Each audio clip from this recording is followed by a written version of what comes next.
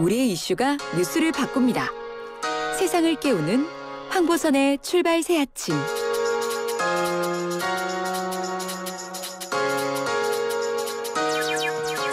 네, 30대 청년 정치인입니다. 지난달 서울시장 재보궐선거에서 오세훈 캠프에서 젊은 층 공략하는데 한몫했다는 평가받고 인지도도 더 끌어올렸습니다. 자, 깜짝 도전 이렇게들 얘기하는데 제1야당 국민의힘 당대표 선거에 나서겠다는 출마 의지 밝힌 이준석 전 미래통합당 최고위원 만나보겠습니다. 안녕하십니까? 네, 안녕하십니까? 예. 자, 먼저 당대표 출마 갑자기 생각하신 건 아니죠? 저는 사실 이번 선거에서 네. 사실 젊은 세대가 저희 당의 지지층으로 새롭게 편입됐거든요. 예. 이 지지층이 어떻게 하면 그러니까 일시적인 지지가 아니라 예. 항구적으로 이제 저희 정당에 대해서 호감을 가질 수 있게 할 수 있을까 이 고민을 계속했고요. 예. 사실 이번에 전당대회에서 정말 훌륭하신 선배 후보들 많이 나오지만은 그 후보군만으로 좀 부족하지 않나 해서 저는 제가 참여해가지고 도우려고 합니다. 예, 주호영 전 원내대표는 오늘 기자회견 한다고 하는데 우리 이 최고위원께서는 언제? 저는 전당대회 준비위원회에서 저희 네. 전당대회에 대한 세부적인 사항을 결정하는 즉시 제가 예. 출마 선언을 공식적으로 할 계획입니다. 예, 그렇군요. 이것저것 또 공약도 준비 중이시고요. 그렇죠? 공약은 제가 이미 몇 가지 얘기한 것들이 있지만은 예. 사실 아마 이번에 나오는 후보 중에 제가 가장 급진 개혁파일 겁니다. 급진 개혁파요? 예. 예, 그래가지고 좀 당에 좀 파격적일 수 있는 여러 가지 제안을 할 것이고, 예. 특히 공천 개혁 등과 관련해가지고, 네네. 제가 지금까지 우리 당에서 사람들 공천할 때 지금까지는 사실 실력 검증이라는 걸 잘 안 했거든요. 네. 그런데 이제 의회 의원이나 이런 것들이 지방의회든지 아니면 국회의원이든지 간에 예. 젊은 세대 입장에서는 최소한 이제 정치권의 도덕적인 그런 어떤 검증뿐만 아니라 어느 정도 능력이 되는 사람들을 검증해가지고 공천했으면 좋겠다 이런 생각이 있기 때문에 예. 기초적인 의원으로서의 능력 이런 것들 당에서 교육하고 평가하는 그런 제도까지 만들려고 합니다. 그렇다면은 그 주요 당직자들 있지 않습니까? 만약에 당대표 예. 되신다면은 그분들도 공개 경쟁으로 뽑겠다 이런 얘기 하셨죠? 예, 그것도 저희 당에서 이제 대변인이라든지 아니면 예. 여러 전략 관련한 어떤 당직이라든지 이런 것들은 지금까지는 그냥 당대표가 된 사람이 그냥 자기 친서관계를 통해가지고 이렇게 인선하는 경우가 대부분이었는데 예. 사실 대변인 같은 자리는 굉장히 공개 선발로 토론 배틀이나 이런 걸 통해가지고 남녀노소 누구나 이제 지원할 수 있게 하는 것도 가능하다 저는 이렇게 보거든요. 예. 그렇기 때문에 그런 식으로 공개적으로 이제 개방형 당직을 많이 운영하겠습니다. 만약에 그렇다면 이제 그동안에 이런 당직자들 뽑는 거 이것들이 대부분 또 어떤 일부에서는 이 최고위원이 보시기에는 좀 함량 미달이었다 이런 것도 느끼신 거. 그분들이 말씀입니까? 훌륭한 분들이긴 하겠지만은 예. 원래 인재풀이라는 것은 넓게 가져가면 가져갈수록 더 나은 사람들이 올 수 있는 것이거든요. 예. 지금 저희가 야당으로서 대통령의 인사를 비판할 때 너무 본인과 함께했던 인사들 또는 본인과 철학이 아주 맞는 사람들만 가지고 이제 장관 인사라는 걸 했기 때문에 예. 최고의 인사를 뽑지 못했다는 비판을 하고 있는데 그건 저희 당에도 이제 마찬가지로 적용되는 것이고 대한민국에 널리 이제 있는 수많은 인재들 속에서 대변인이나 여러 개방형 당직을 뽑게 되면은 예. 훨씬 역량이 훌륭한 분들이 올 수 있다. 그리고 인재풀을 더 늘릴 수 있다는 생각을 합니다. 예, 알겠습니다. 인재풀 늘리는 방향으로 네. 개혁을 하시겠다. 급진 개혁이라 말씀하셨는데 그럼 급진 개혁 다른 것도 좀 말씀하시겠습니까? 저는 기본적으로 정당이 지금까지 생각했던 틀을 다 깨야 되는데 네. 그러기 위해서는 다소 충격이 있다 하더라도 기존의 기득권에 해당하는 것들 다 없앨 필요가 있다고 생각하고요. 예. 그중에 대표적인 것 중에 하나가 이제 사실 청년위원회라든지 예. 여성위원회, 장애인위원회 이런 사실 지금 당의 상설위원회 같은 것들이 있는데 예. 그 기능이 명확하지 않습니다. 예전에야 무슨 저희가 예전에 드라마 야인시대 나올 때처럼 그런 조직을 오프라인으로 돌리는 것이 의미가 있었을지 모르겠지만은 예. 지금은 그런 조직이 오히려 새로운 젊은 사람 아니면 새로운 여성 아니면 새로운 장애인들이 당에 진입하는데 장애물이 되고 기득권이 되기도 합니다. 그렇기 예. 때문에 이것도 예. 마찬가지로 발전적 해체가 필요한 것이 아닌가 이런 생각을 하고 저는 아까 말했던 공천 개혁 같은 것들도 결국에는 우리도 지금 보면 국민들 지방의회 의원이나 이런 분들에 대해 가지고 불신이 굉장히 많거든요. 예. 그렇기 때문에 그런 것들도 완전히 판을 새로 짜야 된다 이런 생각을 하고 있습니다. 네. 자, 그러면은 이제 방금 말씀하신 거 봐서는 또 제가 이렇게 질문을 드리면 어떻게 대답하실까요? 다른 이제 출마 지금 확실한 분들, 또 출마하실 분들하고 차별점 이렇게 설명하신다면 뭘로 말씀하시겠습니까? 제가 말씀드렸던 것처럼 저는 당에 대해 가지고 네. 사실 굉장히 급진적인 개혁을 하겠다 이렇게 이야기하고 있고요. 원래 그래요? 전당대회라는 것이 예. 그 당원들의 표가 굉장히 중요하기 때문에 어떤 후보든지 간에 당원들 하나하나의 불만을 사지 않도록 이렇게 공약을 내는 경우가 많은데 예. 저는 오히려 그 당원들에게 당당하게 이야기하려고 합니다. 만약 어. 당원들 중에서 일부가 누리고 있는 기득권이 있다 그러면 그걸 내려놓아야 되는 것이고 예. 그리고 제가 당대표가 되어도 제가 당대표로서 당연히 행사할 수 있는 권한 중에 하나인 인사권 같은 것들도 공개형 개방 당직으로 내려놓겠다 그러고 이렇게 조금씩 뭔가 내려놓고 공간을 만들었을 때 대선을 예. 앞두고 더 많은 사람들이 참여할 수 있다.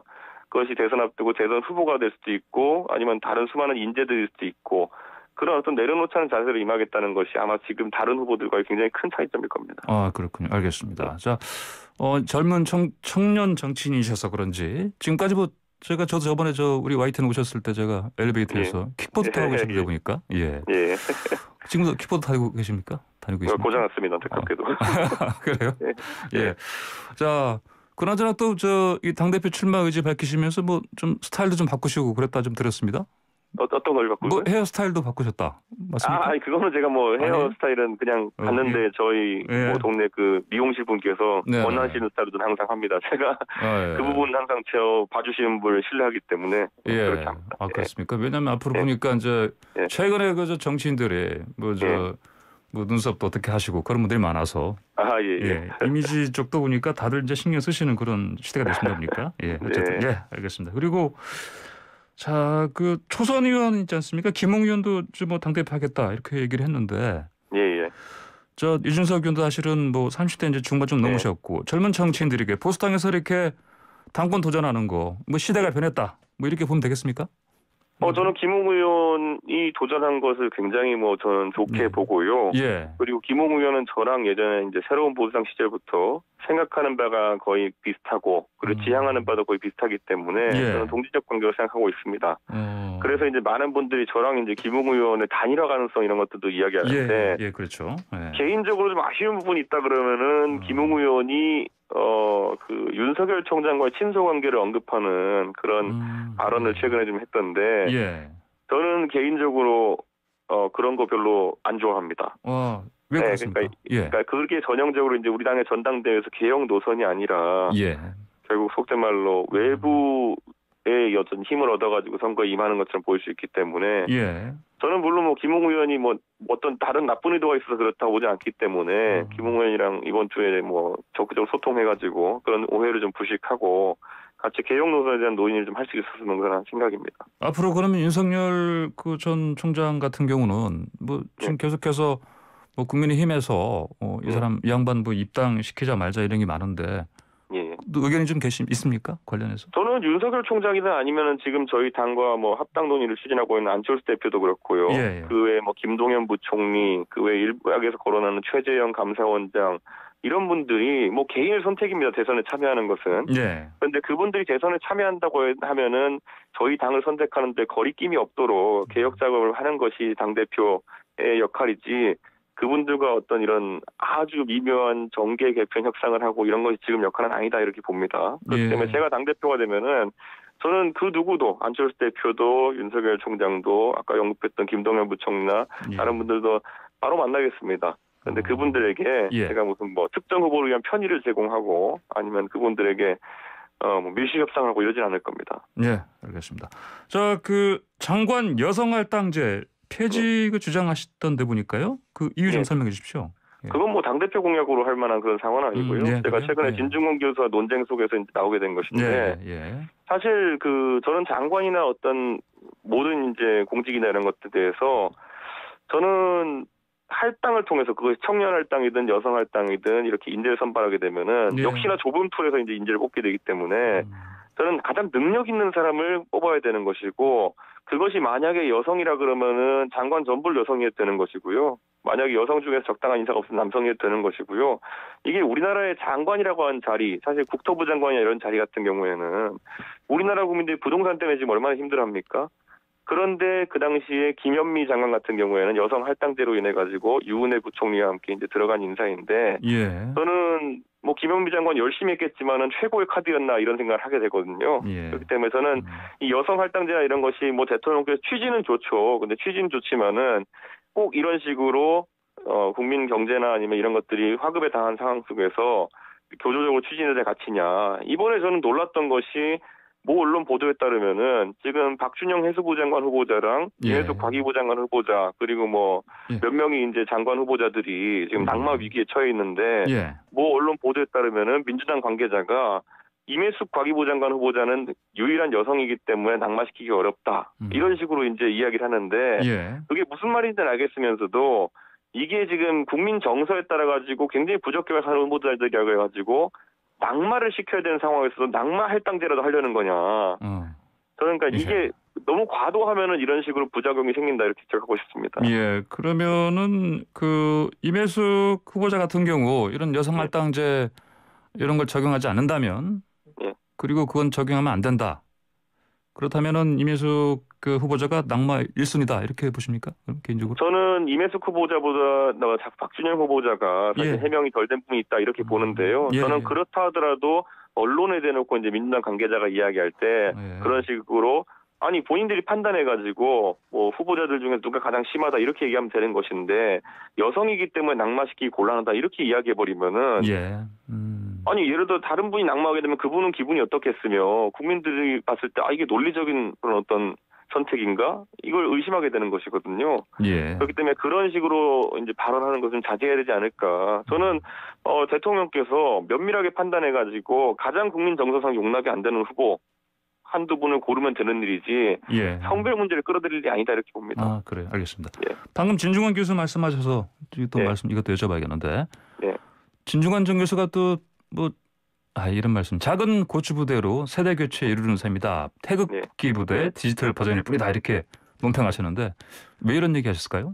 뭐 진종 교수가 워낙 독설가이기도 하고요. 예. 그리고 또 진영을 가리지 않고 이제 비판을 하는 그런 사람이다 보니까 그리고 저랑도 개인적인 친합니다. 그렇기 그래요? 때문에 예. 뭐 사실 이게 보통 똘레랑스라고 하죠. 이제 보통 예. 이런 어떤 과격한 표현도 용인되고 또 그 안에 상처받지 않고 서로 이제 교류하는 것이 굉장히 중요한 것인데 예. 뭐 저는 진중권 교수랑 교류하는데 아무 문제가 없고요. 저는 진중권 교수가 지적하는 바가 예를 들어 최근에 이제 페미니즘 논쟁에 대해서 저도 진 교수한테 얘기한 적이 있지만은 이게 조금만 선을 잘못 넘으면은 예를 들어 유럽에 있는 극우파 무슨 뭐 성별 혐오하는 그런 형태로 진화할 수 있거든요. 예.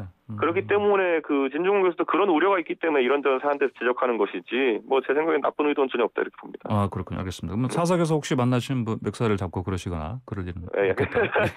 알겠습니다. 자, 지금 또 여성 할당제 얘기 나왔고 또 남녀차별 젠더 이슈 이게 아니라 또 메갈리아 이거 요즘 논란 큰데요. 예. 이거는 좀 어떻게 보십니까? 저는 이런 것들이 사실 좀 작용 반작용의 의미가 좀 있다 이렇게 보고요. 사실 공교롭게도 금요일에 이제 이 3년 전에 있었던 이수혁 그 폭행 사건이라는 것에 대한 대법원 판결이 나왔었는데요. 예.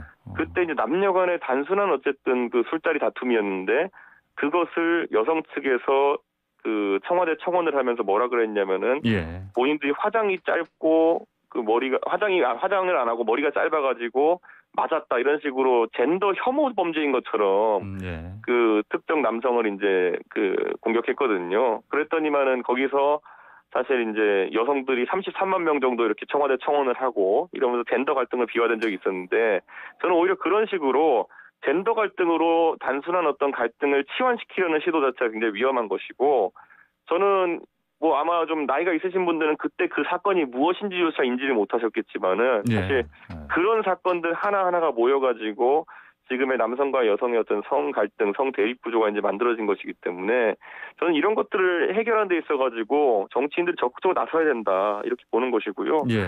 그 이준석은 여성 혐오 같은 거 한 적이 없습니다. 네. 그거 좀 설명해 주세요. 예. 이준석은 여성의 권익을 하락시키자 또는 여성의 권익을 해야자라는 이야기를 단 한마디도 한 게 없거든요. 그러다 보니까 이게 뭐 사실 굉장히 논의가 좀 피상적으로 되는 경우가 있는 것 같은데 저는 뭐 이 상황 속에서 젠더 갈등을 균형을 맞추려고 하는 입장에서 이야기하는 것이지 일부가 이제 자꾸 몰아가려고 하는 것처럼 여성 혐오다, 뭐 여성의 권익을 뭐 신장시킨 것을 반대한다 이렇게 가지도 않았거든요. 그렇기 예. 때문에 저는 젠더 갈등에 있어서는 이게 위험한 문제이기 때문에 많은 사람들이 건드리지 않으려고 하지만은 또 정치인들이 방기하고 있는 것은 굉장히 위험한 것이 예전에 지역 갈등을 처음에 저희가 잘못 조정했다가 아직까지도 망국적인 지역 갈등이 남아있지 않습니까? 예. 저는 뭐 그런 것이 이제 정치인들이 개입해가지고 조기에 좀 해결해야 되는 부분이 아닌가 예. 싶습니다. 알겠습니다. 오늘 말씀 잘 들었습니다. 고맙습니다. 감사합니다. 네, 지금까지 이준석 전 최고위원이었습니다.